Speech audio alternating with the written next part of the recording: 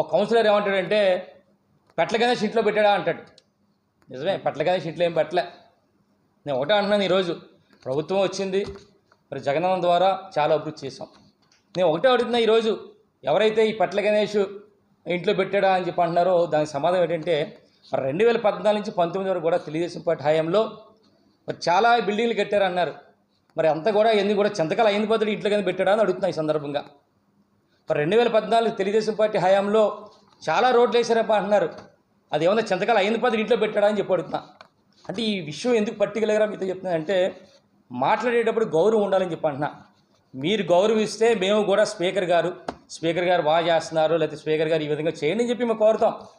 మీరు ఈరోజు అధికారంలో ఉంది కదా అని చెప్పి ఇష్టం వచ్చినట్టు మాట్లాడితే మేము అదే రీతిలో చింతకాల అయ్యేందు పాత్రనే సంబోధిస్తాం.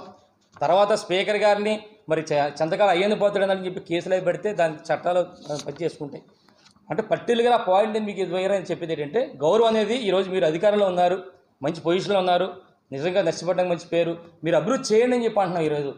అయితే ముఖ్యంగా ఈరోజు చెప్పాలంటే, మరి ఈ సందర్భంగా మీకు చెప్పేది ఏంటంటే, 2014 నుంచి 2019 వరకు కూడా 5 సంవత్సరాల్లో మరి తెలుగుదేశం ప్రభుత్వ హయాంలో మరి క్యాబినెట్ మంత్రిగా ఉన్న అయ్యన్న పాత్రుడు గారు ఏ విధంగా అభివృద్ధి చేశారనేది, అలాగే 2019 నుంచి 2024 వరకు కూడా మరి జగనన్న ప్రభుత్వంలో మేము మున్సిపాలిటీకి సంబంధించి ఏం చేసామనేది మేము ఇన్ఫర్మేషన్ యాక్ట్ ద్వారా సమాచార చట్టం ద్వారా మరి అడిగాం. నిన్ననే మేము తీసుకున్నాం.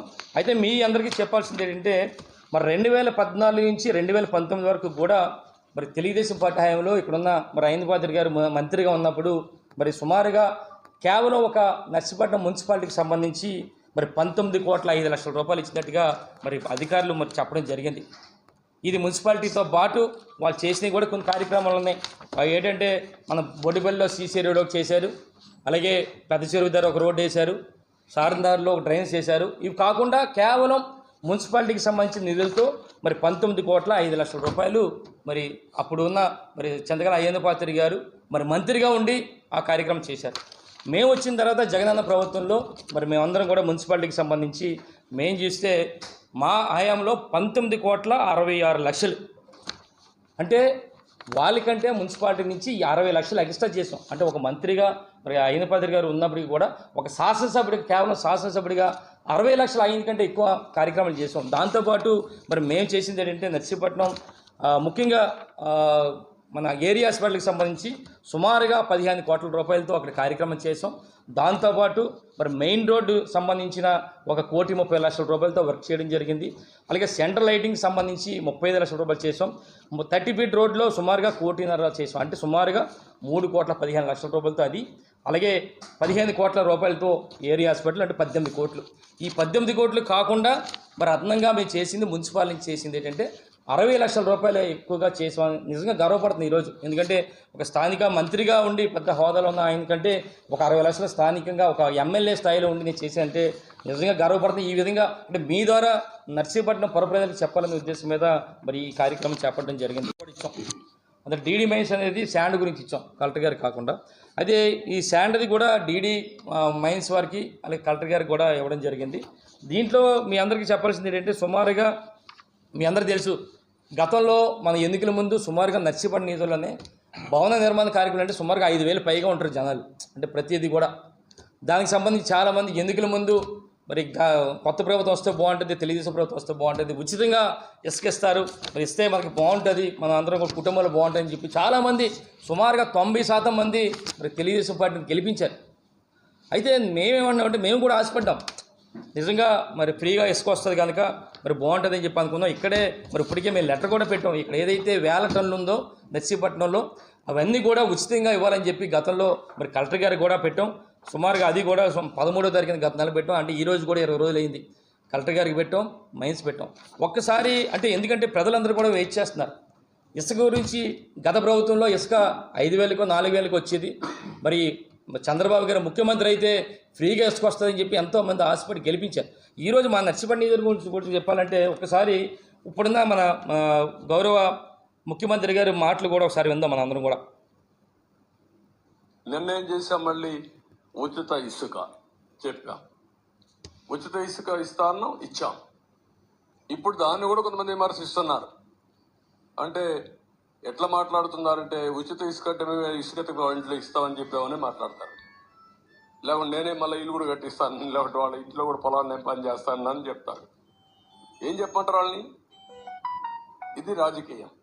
ఆ రాజకీయాలన్నప్పుడు వాళ్ళకి వాళ్ళు చెప్పేది తప్పని చెప్పాలి. దీనికంటే ట్రాన్స్పరెంట్ పాలసీ ఏముందంటే జిల్లాలకు అప్పచెప్పాం, స్టాక్స్ అన్ని వాళ్ళకే ఇచ్చేసాం, అక్కడ ఇసుక తీయమన్నాం. ఏ నదిలో అయినా ఏ కాలువలో అయినా ఇసుకుంటే వాళ్ళ ట్రాక్టర్ ఉంటే ట్రాక్టర్కి, ఎడ్ల బండి ఉంటే ఎడ్ల బండికి నెత్తి మీద పెట్టుకోగలిగితే నెత్తి మీద పెట్టుకో తీసుకుపోమంటున్నాం. What more you want? మీరు పోయితే పోటీ ఏను కూడా బొమ్మనండి. వాళ్ళ ఊరికి పోయి ఒక ఎద్దుల బండి కట్టుకొని తీసుకుపోమండి ఇంటికి. ఎవడొద్దన్నాడు? ఎవరు అడ్డపడతారు? అలాంటి బుద్ధి జ్ఞానం లేకుండా చేసే వాళ్ళు ఏమనాలి? వాళ్ళని మనుషులు అనాలి. ఉంటాయి వింత పశువులు కూడా ఉండవు మారిగా ఉంటాయి. ఇవన్నీ ఉంటాయి ఛాలెంజెస్. అదే గౌరవ ముఖ్యమంత్రి చెప్పింది ఏంటంటే, ఎక్కడ వేసుకుంటే అక్కడ మీరు పట్టుకెళ్ళి తోలుకోండి, ఒకవేళ ఎవరన్నా అబ్జెక్షన్ చేస్తే అది వింత పశువుల కింద చెప్పారు. మేము కూడా నర్సిపల్లి నియోజకవర్గానికి సంబంధించి మరి ఇప్పటికే చాలామంది శాండ్ గురించి మరి ఎడ్ల బళ్ళు కూడా ఫైనల్ వేస్తున్నారు, ట్రాక్టర్కి వెళ్తే ఫైనల్ వేస్తున్నారని చెప్పి ఒక పక్క నుంచి రైతులు చెప్తున్నారు. ఒక పక్క చూస్తే ఏమో ముఖ్యమంత్రి గారు ఏ విధంగా ఇచ్చారు. దీని ప్రకారం రేపు రాబోయే రోజుల్లో మేము దాని మీద కూడా ఒక కార్యక్రమం చేస్తాం. అయితే ముఖ్యంగా ఏదైతే మేము లెటర్ పెట్టామో, ఇక్కడ 1000 టన్నులు ఉందో నర్సీపట్నం మరి టౌన్లో, ఇక్కడ ఏదైతే గబ్బాడికి సంబంధించి ఏది అంటున్నామంటే, గబ్బాడిలో స్టాక్ పాయింట్ ఇచ్చిన సంగతి అందరికీ తెలుసు. మొన్న స్పీకర్ గారు కూడా వెళ్ళి ఇది ఎవరు స్టాక్ చేశారు అని చెప్పంటే రెవెన్యూ డిపార్ట్మెంట్ ఎవరు మాట్లాడలే. ఎందుకంటున్నానంటే, ఎందుకు మాట్లాడలేకపోతున్నారు మాకు అర్థం కావట్లేదు. గత ప్రభుత్వంలో క్లియర్గా ఒక జీవో పాస్ చేశారు, ఇసుక స్టాక్ పాయింట్లు కానీ ఇసుక రీచ్లు కానీ పెట్టారు. దానికి సంబంధించి రెవెన్యూ డిపార్ట్మెంటే అక్కడ గబ్బాల్లో ఒక రెవెన్యూ డిపార్ట్మెంట్ ద్వారా ప్లేస్ కూడా ఇచ్చారు. ఇదంతా రెవెన్యూ డిపార్ట్మెంట్ తెలుసు, కాకపోతే వాళ్ళు భయపడి లేదా ఎందుకో అని చెప్పలేదు తప్ప ఇది అఫీషియల్గా జరిగింది. మేము కోరేది ఏంటంటే, ఏదైతే 1000 టన్నులు ఉందో అవన్నీ కూడా ఫ్రీగా ఇవ్వాలని చెప్పి కోరుతున్నాం. మీరు త్వరలోనే ఇప్పటికే ఆపారు, దాన్ని ఎంక్వైరీ చేయమన్నారు. తొందరగా ఆ ఎంక్వైరీ చేసి మేము కోరేది ఏంటంటే, మా కలెక్టర్ గారిని ఏదైతే స్టాక్లో ఉందో 1000 టన్నులు ఉందో అవన్నీ కూడా వెరిఫై చేసి, మరి గతంలో వారికి గవర్నమెంట్కి ఉన్న డిఫరెన్స్ కానీ ఏదైనా జీవో ప్రకారం కానీ ఏదైనా రూల్స్ రెగ్యులేషన్ ప్రకారం మీరు అందరూ వెరిఫై చేసి, మాకు కావాల్సింది ఏంటంటే, ఈ ప్రజలకు కావాల్సింది ఏంటంటే ఫ్రీగా ఇసుక ఇవ్వాలి. అక్కడ ఉన్న ఫ్రీ ఇసుక వాళ్ళకి పే చేస్తారా గతంలో ఉన్న వాళ్ళకి, లేదా అది మీ రూల్స్ ఏ విధంగా ఉన్నాయో మాకు తెలియదు. కానీ మాకు కావాల్సింది అంటే మా ప్రాంతంలో ఉన్న 1000 టన్నుల ఇసుకని ఫ్రీగా సప్లై చేయాలని చెప్పి మరి ఇప్పటికే మరి గౌరవ జిల్లా కలెక్టర్ గారికి, డీడీ మైన్స్ వారికి కూడా చెప్పాం. మరి 20 రోజులైంది, ఈ రోజు కూడా రాలేదు మా సమాధానం. మరొక వారం రోజులు చూసిన తర్వాత దీని మీద కూడా మేము మరి కోర్టుకి వెళ్తామని చెప్పి మరి దొరగారు మరి కోర్టు ద్వారా మరి మేము వెళ్తామని చెప్పి సందర్భంగా తెలియపరుస్తూ మరి ఈరోజు ఈ 3 అంశాల మీద మీరు మాట్లాడడం జరిగింది.